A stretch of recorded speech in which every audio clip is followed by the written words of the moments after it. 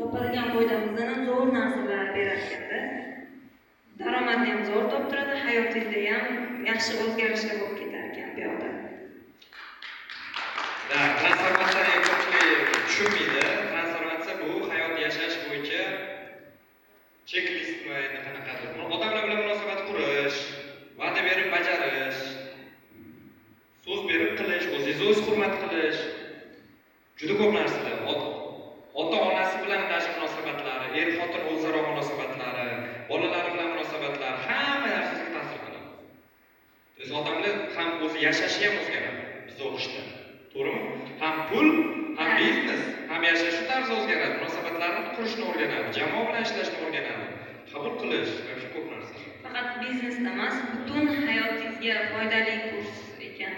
Menga shunaqa ta'sir qildi. Atrofimda ko'ryapman hammaga.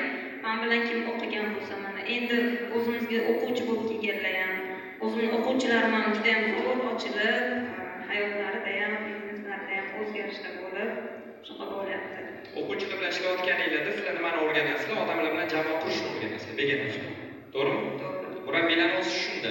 Sizlar agar bir marta o'qishga kirsanglar, 10 million plyus ishlasanglar, murabbiylik tayyorgarligiga kirib, umringlarning oxirigacha bepul o'qib ketaversanglar bo'ladi. Har oqim. Tushundinglarmi nima deganim?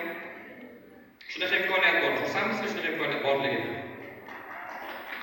Umringlarning oxirigacha. Men o'ylashim bo'yicha aytdim, biz revolyutsiya qilyapmiz ta'limda. Zo'r rahmat sizga. Assalomu alaykum, men ismim Rashid.